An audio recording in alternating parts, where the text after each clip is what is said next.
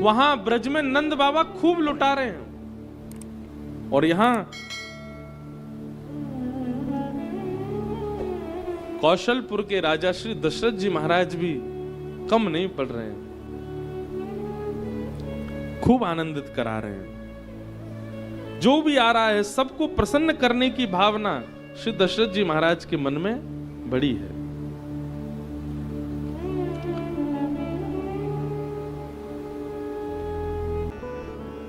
दूसरी स्थिति यहां पर वर्णन है। पहली स्थिति ठाकुर जी आएंगे तो संग्रह की इच्छा खत्म हो जाएगी, और दूसरी स्थिति क्या होगी, कितने दिन निकल गए, कितना समय व्यतीत हो गया उत्सव करते करते, हरिनाम जपते जपते, कथा सुनते सुनते, समय का पता ना लगना, यह भी भगवत प्राप्ति का एक संकेत है। आपको कहीं ना कहीं समय का भाव पता चलता है, आपको कहीं ना कहीं ऐसा प्रतीति होती है कि अब तो बहुत दिन हो गए, अब तो बहुत समय निकल गया, अब तो बस कथा विश्राम होनी चाहिए, तो समझो ठाकुर जी आए ना आए। लेकिन महाराज कथा में बैठे और थोड़ी देर बाद जब घड़ी देखी तो 2 बज गए, यहां तो कथा विश्राम ही नहीं हुई, पता ही नहीं चला समय का।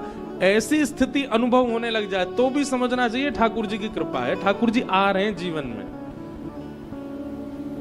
ये तो कुछ घंटों की बात मैंने कही, परंतु जब त्रेता में, द्वापर में रामकृष्ण प्रकट हुए तो ब्रजवासियों की, अवधवासियों की स्थिति क्या है, मास दिवस कर दिवस भा, एक एक महीना ऐसे लगने लगा एक ही दिन निकला है अभी तो, मरम न जाना कोई। अच्छा एक बात बताएं, हमारे ब्रज के एक संत बता रहे थे, लोग कहते हैं कि 6 महीना तक सूर्य जो है वो हिले ही नहीं, वो कहते क्या है, यहां पर लिखा भी है, रथ समेत रवि था क्यों, राम जी के जन्म होते ही रवि यानी कि सूर्य देव अपने रथ सहित स्थिर हो गए, हिले ही नहीं, आगे बढ़े ही नहीं। मतलब रात्रि हुई नहीं अयोध्या में, राम जी के आने के बाद कितने दिनों तक दिन ही दिन रहा। क्यों? बोले भैया केवल मानवों को ही थोड़ी अनुभव हो रहा है समय का, देवता भी उस भाव में आ चुके, उनको भी नहीं पता चल रहा है कि हमें आगे बढ़ना है, हमें क्रिया करनी है, वे सब भी स्थिर हो गए हैं। जिस प्रकार अवधवासियों को समय का पता नहीं चल रहा है, ऐसे ही सूर्य नारायण को भी समय का पता नहीं चल रहा है, वो भी बस स्थिर हो गए, एक ही जगह खड़े होकर के श्री राम लला जी के मुखमंडल को देख रहे हैं। चंद्रमा आदि देवता पीछे खड़े हैं, सूर्य नारायण से कह रहे हैं, बोले नेक आगे बढ़ ले भैया, हमें दर्शन करन दे, क्योंकि जब तक सूर्य आगे बढ़े नहीं चंद्रमा को दर्शन कैसे हो। चंद्रमा ने खूब कही, बोले नेक आगे हो जाओ, हमको भी दर्शन करने दो। सूर्य बोले चुपचाप खड़े रहो, याद नहीं है भगवान का नाम क्या है? बोले राम। बोले पूरा नाम बताओ। रघुकुल कमल दिवाकर कौशल्या नंदन दशरथ नंदन सूर्यवंशी राजा रामचंद्र भगवान हमारे वंश में प्रकट हुए हैं। भगवान सूर्य वंश में इनका अवतरण हुआ है। मेरे वंश के जीर्णोद्धार के लिए, मेरे वंश के कल्याण के लिए प्रभु श्री राम आए हैं। मेरे वंशधर प्रकट हुए हैं, मेरे वंश में प्रकट हुए, इसलिए मेरा अधिकार है, मैं खड़ा रहूंगा यहीं पर, चुपचाप खड़े रहो पीछे। कहते हैं पीछे खड़े खड़े चंद्रमा रोने लगे, बोले हमने क्या अपराध कर दिया, हमें दर्शन क्यों नहीं हो रहा है ठाकुर जी का। चंद्रमा के रुदन को देख करके पलना में पौड़े राम जी चंद्रमा से कहने लगे, बोले तुम काय को रो रहे हो? बोले कि आपने सूर्य पर इतनी कृपा कर दी, वो वैसे ही अपने तेज के आगे किसी को कुछ समझता नहीं है, उसके वंश में आकर के उसके अभिमान को आपने और बढ़ा दिया, और देखो कैसा अभिमान कर रहा, 6 महीना हो गए इसको, आगे बढ़ ही नहीं रहा, हमको दर्शन ही नहीं करने दे रहा। राम जी बोले तुम चिंता मत करो, अभी हम मर्यादा पुरुषोत्तम राम बन के सूर्य वंश में आए हैं, अगली बार हम इससे भी सुंदर रूप धारण करके और नटखट लीला करने के लिए कृष्ण बन के आएंगे, तब चंद्रवंश में आएंगे, ठीक है? तुम 6 महीना नहीं, तुम 1 साल तक खड़े रहना, सूर्य को प्रकट ही मत होने देना। अगला जन्म हम आपके वंश में ले लेंगे, पर अभी सूर्य पर कृपा करने आए हैं, इनके वंश में प्रसन्न होके आए हैं, थोड़ा इनको आनंद करने दो। चंद्रमा के आंसू तो पूछ गए, लेकिन मुख की मुरझाहट अभी तक गई नहीं। बोले प्रभु भले ही आप कृष्ण रूप में कितनी भी अद्भुत लीला करो, पर राम तो देवों के भी इष्ट है ना, उन राम के मुझे दर्शन नहीं होंगे? सब पर कृपा होगी, मुझ पर कोई कृपा नहीं होगी। राम जी बोले अच्छा ठीक है सुनो, हम एक और वरदान दे रहे हैं। बोले क्या?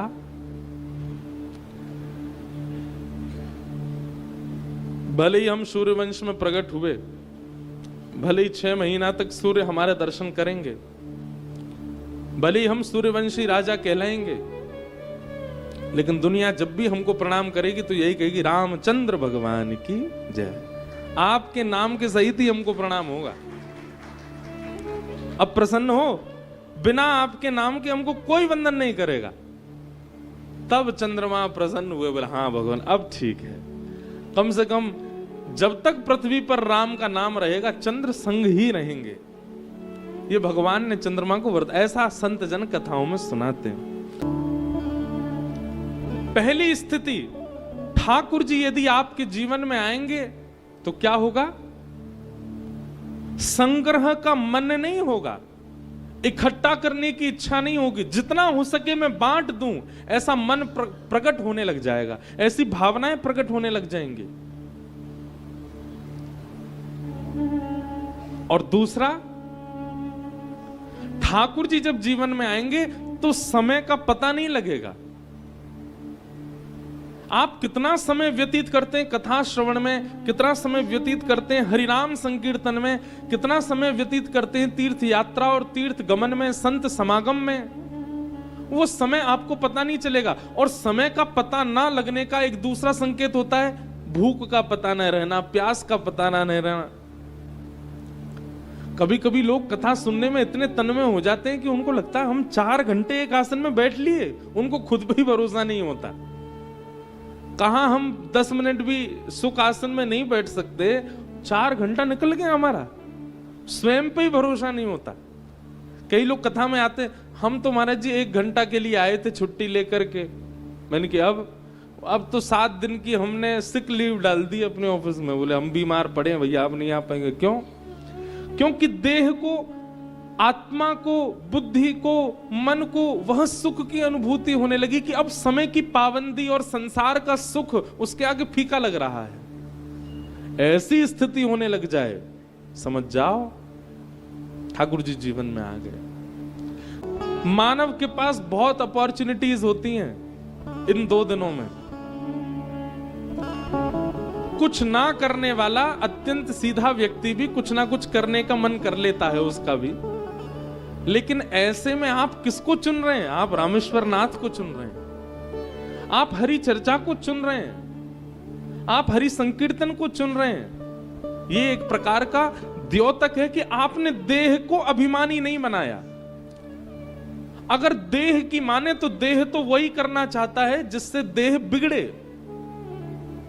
पर आप फिर भी देह को उस योजना में ले जाते हैं जिससे ठाकुर जी प्रिय लगने लग जाएं। ये इस बात का द्योतक है कि ठाकुर जी आपसे प्रसन्न है। एक कथा सुना है, रामेश्वरम अपने सोमनाथ में जब राम कथा हुई थी, क्योंकि सूर्य नारायण भगवान का प्रसंग आया इसलिए हम सुना दे रहे हैं। जब सोमनाथ में कथा हुई थी तो वहां कथा का क्रम हर दिन एक चरित्र बोलते थे, सीता जी का, राम जी का, भरत जी का, लक्ष्मण जी का, इस प्रकार से कथा हुई थी। उस कथा में एक संशय मेरे मन में प्रकट हुआ था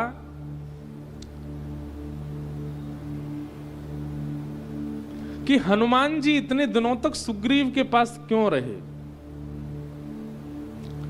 सुग्रीव में ऐसी क्या विशेषता है जिसके कारण हनुमान जी उसके संग रह रहे हैं? उसके पीछे कारण क्या था? कहीं ना कहीं देखो, सुग्रीव जी भगवान के मित्र हैं और ऐसा प्रसंग आता है, संत जन सुनाते हैं कि प्रभु श्री राम ने जब अवध वापस आने के बाद अश्वमेध यज्ञ किया तो अश्वमेध यज्ञ में सबको निमंत्रण भेजा, लेकिन सुग्रीव को और विभीषण को निमंत्रण देने भगवान श्री राम स्वयं गए। मतलब दोबारा आए भगवान। कथा ऐसी है कि भरत जी से भगवान ने जब लिस्ट मांगी कि भाई किस किस को निमंत्रण दे रहे हो, तो सबका बताया। बोले इनके यहाँ लक्ष्मण को भेजो, यहाँ भरत जी को भेज दो, यहाँ शत्रुघ्न जी चले जाएंगे, यहाँ आदि आदि चले जाएंगे।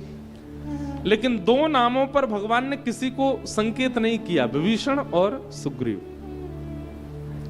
भरत जी ने पूछा, भगवान विभीषण और सुग्रीव के पास कौन जाएगा? भगवान बोले हमारे मित्र हैं, इनके पास हम जाएंगे। तो भरत जी इतने खुश हुए, बोले भगवान लक्ष्मण तो सब जगह हो आए हैं, कृपा कर दीजिए अब की बार हमको ले चलिएगा साथ में, हम भी दर्शन कर आएंगे लंका का, हम भी दर्शन कर आएंगे सेतु का। भगवान बोले ठीक है। तो सुग्रीव जी को निमंत्रण देने प्रभु श्री राम पुनः पधारे किष्किंधा, और आकर के सुग्रीव जी को निमंत्रण दिया कि हमारा अश्वमेध यज्ञ आपको आना है, और ये हमारे अनुज भ्राता हैं, इनका नाम भरत है। तो सुग्रीव जी और भरत जी का मिलन हुआ। उसके बाद भगवान जब लंका गए तो लंका में ठाकुर जी का स्वागत, यहीं से रामेश्वर भगवान को प्रणाम किया, भरत जी से जल चढ़वाया, और प्रणाम करके ठाकुर जी फिर सेतु पे होकर के भरत जी को लेकर के गए। साथ में और भी कई लोग रहे होंगे, पर भरत जी को सब जगह का अनुभव कराया। सेतु देख करके भरत जी इतने भाव विह्वल हो गए, और बार बार स्वयं को कोसने लगे, मैंने कोई अपराध किया होगा जो राम जी के साथ मैं वनवास में नहीं था।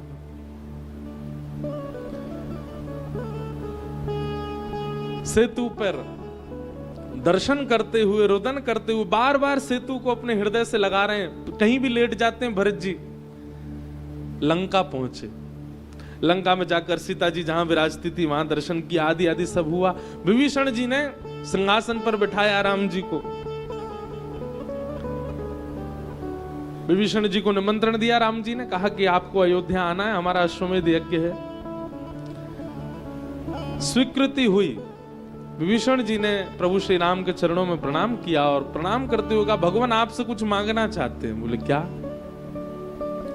बोले नाथ, वैसे तो मेरे इस बात पर कई लोगों को रोष आ सकता है, कई लोग मेरी इस बात को स्वीकृति नहीं प्रदान करेंगे, पर मैं कुछ विचार करके ही कह रहा हूं, आप जाते जाते सेतु को तोड़ जाइएगा। भगवान राम बोले क्यों? भरत जी तो बिल्कुल भावविह्वल हो गए, क्यों, ऐसा क्यों करना है? विभीषण जी बोले दो बातें हैं। पहली बात तो भगवान, अमूल्य वस्तु गोपनीय रहे तो उसका मूल्य और बढ़ जाता है। मैं चाहता हूं कि यह सेतु कहीं ऐसा ना हो कि भविष्य में कलिकाल इतना व्यापक हो जाए और लोग इस सेतु की महिमा ना जान पाएं और इसका दुरुपयोग होने लग जाए। तो कृपा करके, पहला कारण तो इसलिए कि आप इसको डुबा जाइए समुद्र में, और दूसरा कारण, आपने सेतु बनाया तब से लंका की इतनी प्रसिद्धि हो गई है कि लोग बाग इस पे चढ़ के दर्शन करने आते हैं लंका का। लेकिन हमारे लंका के कई लोगों का स्वभाव अभी भी राक्षसों वाला है। हमें सुनने में आता है कि भक्त आए दर्शन करने के लिए और लंका के राक्षसों ने पकड़ करके उनका भोजन कर लिया। लोग बाग यहाँ आते हैं और लंका के ये कुछ राक्षस हैं, उनको पा लेते हैं प्रसाद बना के। भगवान, इसलिए हम चाहते हैं कि आप इसको भूमिगत कर दीजिए, समुद्रगत कर दीजिए। तो प्रभु श्री राम ने विभीषण जी की बात को माना और बाण निकाल करके एक संधान किया, 3 टुकड़ों में राम सेतु को विभाजित करके समुद्रगत कर दिया।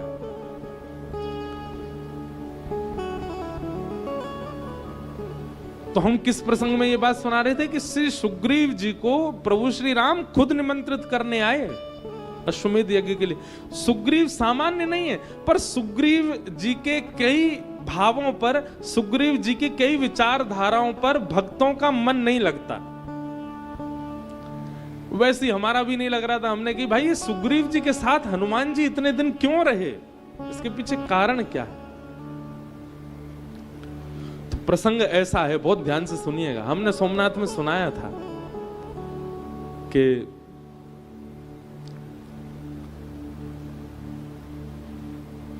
सूर्य नारायण भगवान को गुरु मान करके जब हनुमान जी उनसे शिक्षा ग्रहण कर रहे थे, तो संपूर्ण शिक्षा ग्रहण करने के बाद हनुमान जी ने चरणों में प्रणाम करके कहा, गुरुदेव वैसे तो मेरे पास कुछ है नहीं देने को, पर आप कृपा करके बताएं कि मैं दक्षिणा में आपको क्या प्रदान करूं।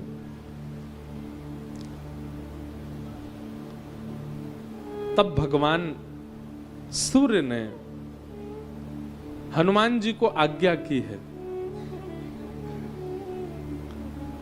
कि प्रभु श्री राम त्रेता में हमारे वंश में प्रकट होंगे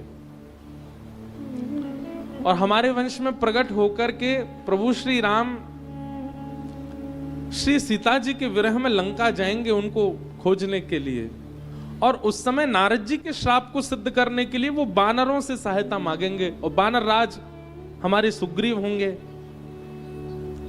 हमारी आपसे प्रार्थना है कि प्रभु श्री राम मेरे वंश में आ रहे हैं, इसलिए मुझे संतुष्ट करने के लिए कि मेरे वंश में राम जी को किसी भी प्रकार का कोई कष्ट ना हो, मेरा एक अंश राम जी की सेवा में हो, तो मैं ऐसा मानूंगा कि मैं ही राम जी की सेवा में हूं। तो प्रभु श्री राम नारद जी के श्राप को पूर्ण करने के लिए बानरों से जब सहायता मांगने आएंगे तो वे सुग्रीव के पास आएंगे। इसलिए मेरी प्रार्थना है कि सूर्यवंश में आए श्री राम जी की सेवा के लिए आप मेरे अंश रूप में जाइए, सुग्रीव के साथ रहिए, और जब श्री राम जी आवे तो उनकी सेवा में आप तत्पर हो जाइएगा। इसलिए श्री हनुमान जी महाराज श्री सुग्रीव जी के साथ में, सूर्य आज्ञा से, गुरु आज्ञा से, क्योंकि इसी वंश में प्रभु श्री राम आ रहे हैं, ये सूर्य का वंश है। सूर्य नारायण अति प्रसन्न है। सूर्य भगवान की बड़ी महिमा है रामचरित्र में, रामायण जी में भी। रावण के वध के पूर्व भी ब्रह्मा जी ने आकर के राम जी से कहा है, बोले भगवान रावण को मारने से पूर्व आपको अपने इष्ट को प्रणाम करना होगा। तब आदित्य हृदय स्तोत्र गा करके प्रभु श्री राम ने सूर्य को प्रणाम किया, तब रावण का वध किया। लोग बाग हमसे पूछते हैं आपको इतने साल हो गए कथा करते हुए, भगवान देखे आपने? रोज देखते हैं, रोज सुबह उठते ही आप साक्षात सूर्य को जब देखते हैं, उन्हीं के प्रति ही शंख चक्र गदा पद्म चतुर्भुज रूप का भाव रख करके प्रणाम किया करो। साक्षात नारायण है, किसको नहीं दिखते? रोज सबको दिखते हैं भगवान। ये सूर्य कोई देव नहीं है, भले ही देव में हम उन्हें मानते हो, साक्षात नारायण है। नामकरण के प्रसंग को बड़े आनंद से सुनाया गया। इसका मतलब नामकरण संपूर्ण जीवन को व्यवस्थित करने का एक बहुत श्रेष्ठ यज्ञ है, और ऐसा शास्त्रों ने नियम बताया कि गुरुजनों के द्वारा, विप्रदेवों के द्वारा, श्रेष्ठ विद्वानों के द्वारा ही नामकरण होना चाहिए। पर आजकल नामकरण कर रहे हैं, एक नए गुरुजी आए हैं दुनिया में, उनका नाम है गूगल गुरुजी, वही नामकरण कर रहे हैं बच्चों का। ब्राह्मण देवता बता देते हैं आपके बालक के ये अक्षर हैं, इन पे नाम रख लीजिए। पहले ऐसा होता था कि संतजन नाम बताते थे, पुरोहित नाम बताते थे, गुरुजन नाम बताते थे, फिर धीरे धीरे हुआ बुआ नाम बताने लगी, चाची नाम बताने लगी। आजकल सबके दिमाग फ्यूज हो गए, अब केवल गूगल जी बताते हैं। बुरा नहीं मानिएगा, हम सन्मुख आप हमको बताते तब हम कुछ नहीं कह सकते। कभी कभी लोग मिलते हैं, उनके बच्चों का नाम पूछो, आपका नाम क्या है? ऐसा नाम सुनाई देता है वो कहीं पढ़ा ही नहीं। आजकल तो ये भी पता नहीं चलता है कि ये इंडियन नाम है, मतलब हिंदुओं का नाम है कि मुस्लिम नाम है। ऐसे ऐसे तो नाम होते हैं बच्चों के। अब मैं एक आध नाम मेरे को आ तो रहे याद, लेकिन बोल दूंगा तो फिर जिन जिन के बेचारे बच्चे वो उदास हो जाएंगे, इसलिए हम बोल नहीं रहे। लेकिन उन लोगों को सावधान कर रहे हैं जिनके यहाँ संतान अभी आने वाली हैं। हमारी बात मान लीजिए, कृपा करके बालकों का नाम जो रखते हैं उन्हीं के ही अंश, उन्हीं के ही गुण और उन्हीं की ही कृपा बालक पर आती है। और जब नाम ही गूगल रख रहा है तो फिर वैसे ही बन जाएंगे बालक, वैसे ही उनके बुद्धि स्वभाव स्वरूप होता चला जाएगा। इसलिए नामकरण बहुत ध्यान से रखना चाहिए। नामकरण प्रारंभ हुआ, ऐसे नीलमणि है, आपका ये बालक नीलमणि की भांति है, नीले समुद्र के भांति है। अत्यंत रहस्य छुपे हैं, अत्यंत ज्ञान का भंडार ये आपका जो पुत्र है।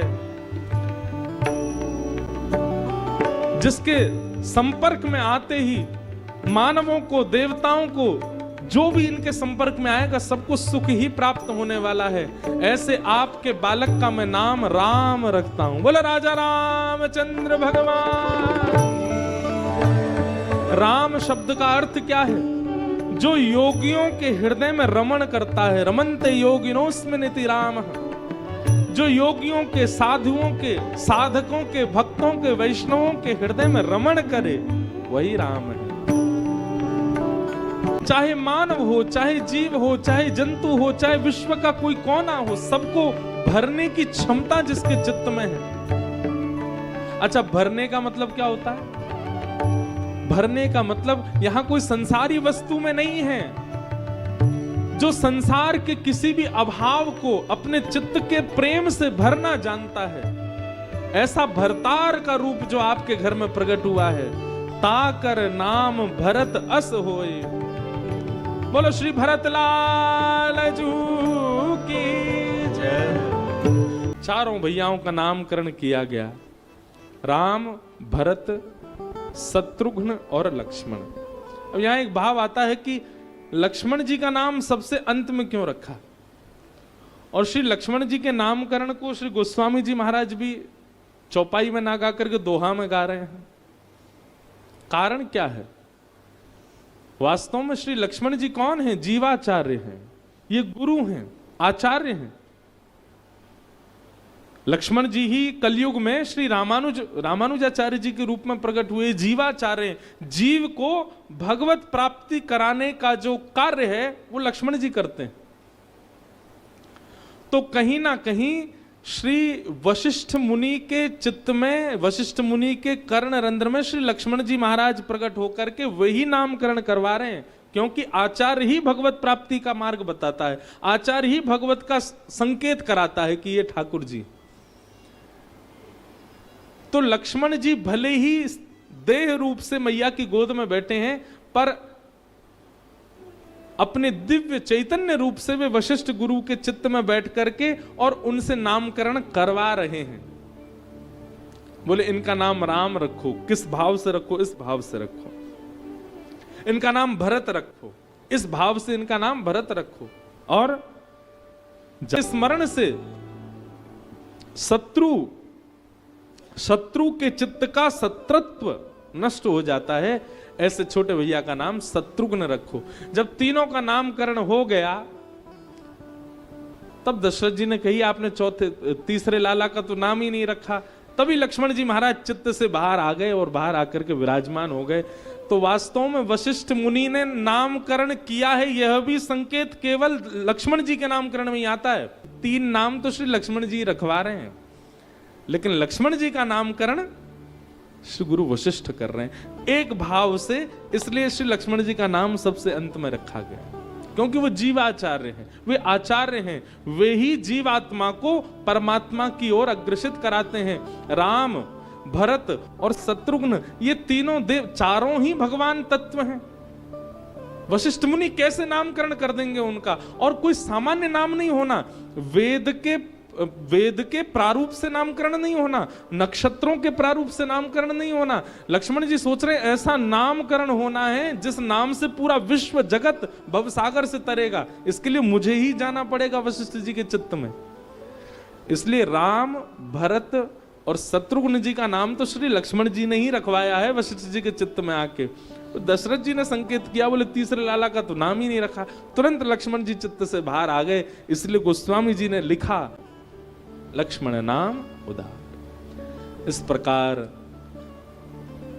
चारों भाइयों का नामकरण किया गया। राम, भरत, लक्ष्मण, शत्रुघ्न भैया की जय।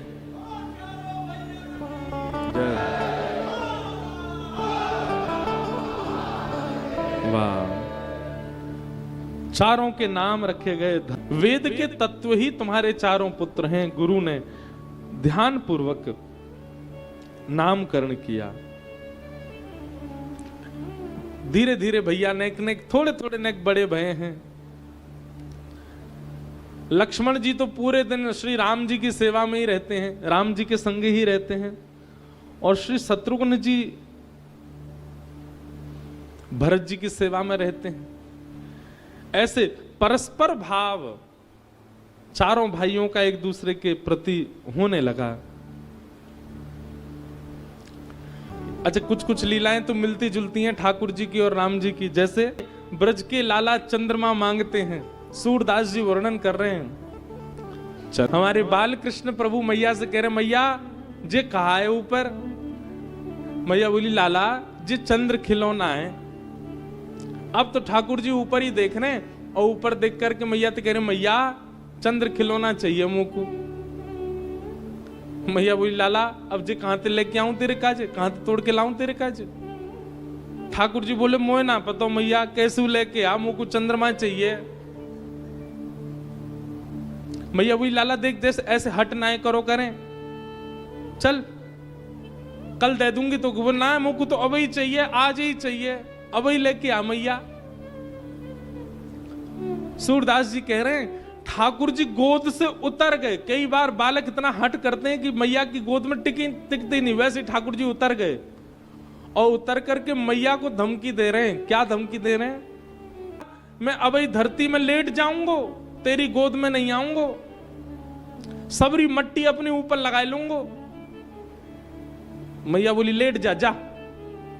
वैसी कारोसो और जमीन में लेट जाएगो, धूर लग जाएगी और बुरा लगेगा। मोह कहा है गोपी सबरी तो कुकारो के, और कलते सबरी मट्टी को मत होना और कहेंगी।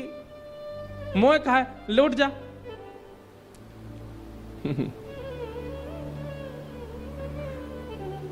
ठाकुर जी बोले, मैया ना देगी चंद्रमा?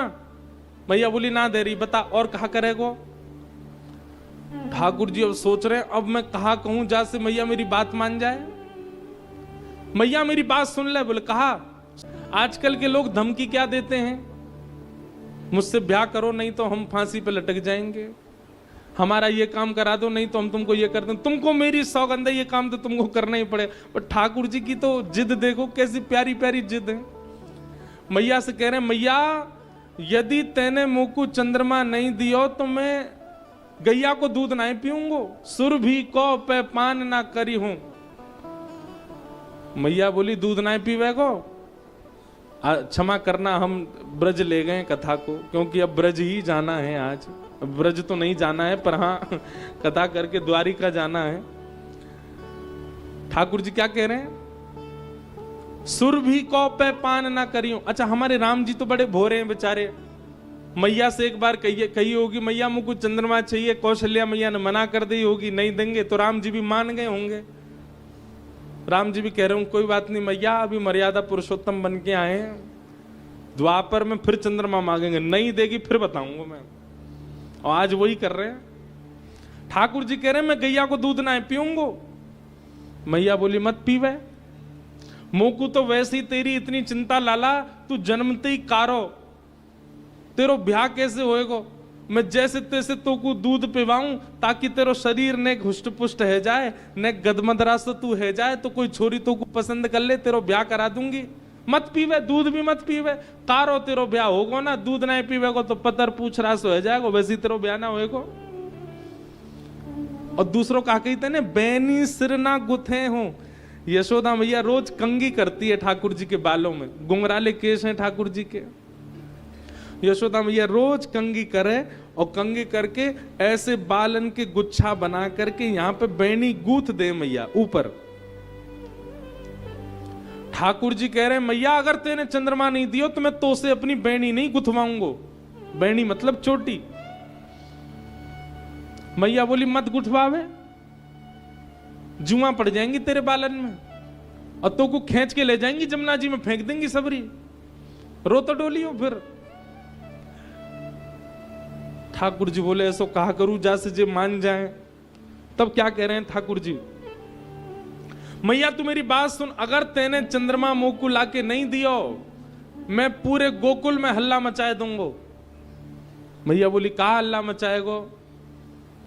गोकुल में हल्ला मचा दूंगो कि भैया सुन लो सांची बात। बोले, कहा मैं तो नंद बाबा को लाला हूं, यशोदा मैया मेरी मैया ना, बाको बेटा ना हूं मैं, पूरे गोकुल में हल्ला कर दूंगा मैं। और कल को यदि मुझसे कोई ने कही यशोदा के लाला सुन, तो मैं सुनूंगा ही ना है।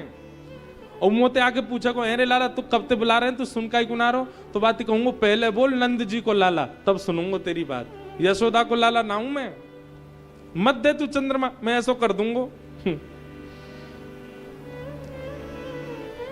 जैसे ही ठाकुर जी ने कही कि मैया मैं तेरो लाला नहीं हूं, तो मां के हृदय में थोड़ी घबराहट सी है गई।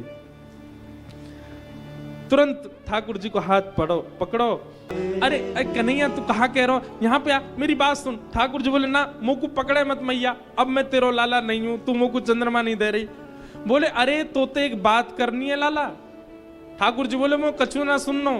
सोई मैया ने ब्रह्मास्त्र छोड़ो। बोले कहा ऐसी बात है लाला जो दाऊ को नहीं पता चलनी चाहिए, बलराम को नहीं पता चलनी चाहिए, ऐसी बात बतानी है। सोई ठाकुर जी के कान खड़े है, बोले ऐसी कौन सी बात है जो दाऊ ते छुपानी है।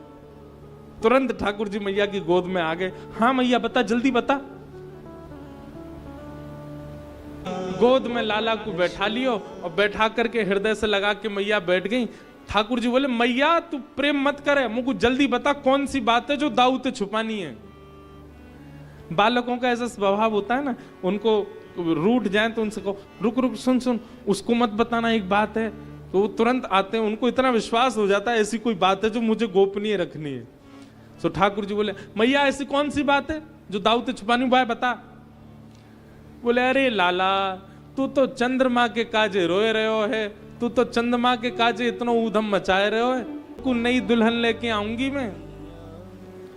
ठाकुर जी ने जैसे दुल्हन को नाम सुनो, नेत्र बंद है गए, रोंगटे खड़े है गए ठाकुर जी के। छोटे से गोपाल जी,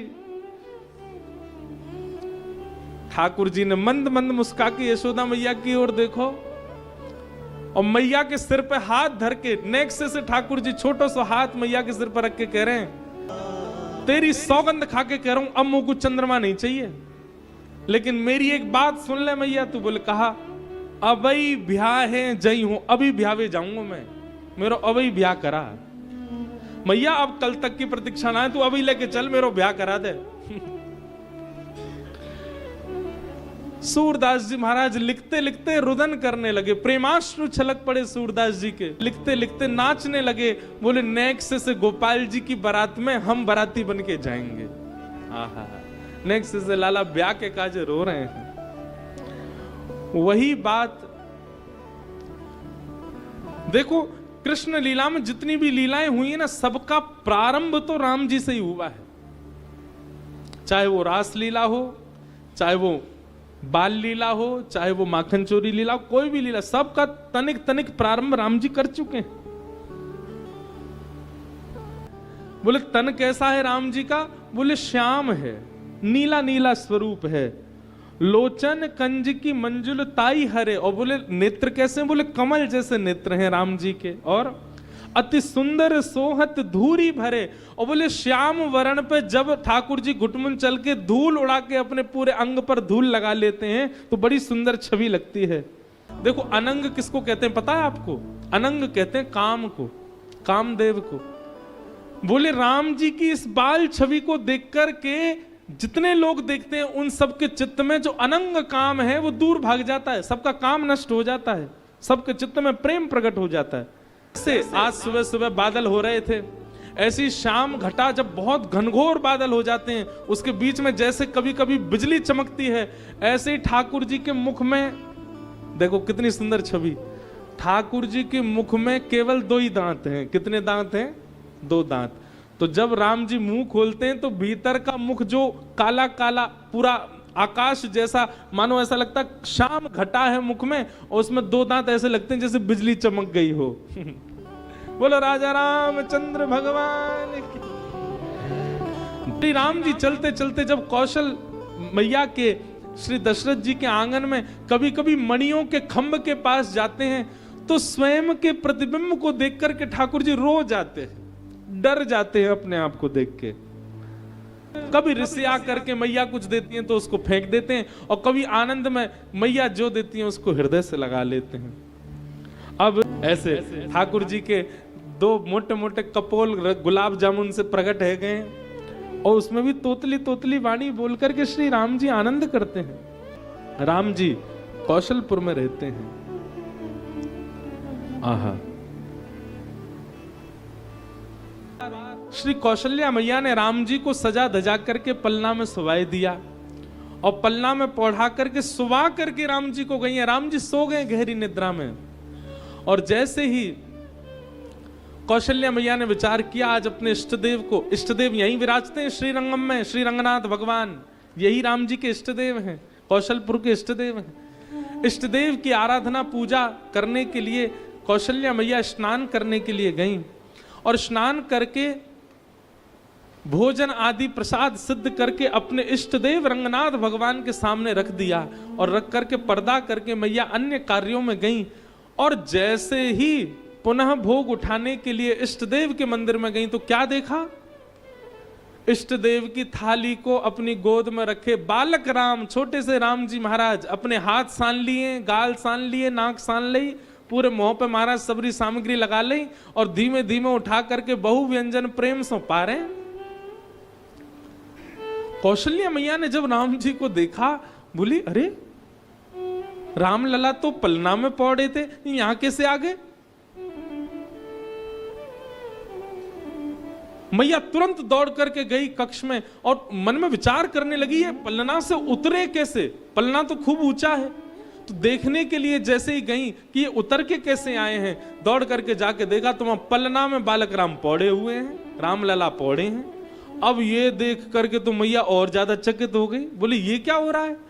दौड़ करके पुनः मंदिर में गई तो वहां बालक राम प्रसाद पा रहे हैं। फिर दौड़ करके आई तो यहां देखा कि यहां तो पलना में पौड़े हैं। दोनों जगह राम जी को देख करके कौशल्या मैया को तो मूर्छा जैसी आने लगी, बोली ये मेरा भ्रम है, क्या है, मुझे समझ नहीं आ रहा। तभी राम जी ने संकेत किया, बोले मैया पूर्व जन्म में जब आपने मुझसे बालक बन के आने के लिए कामना की थी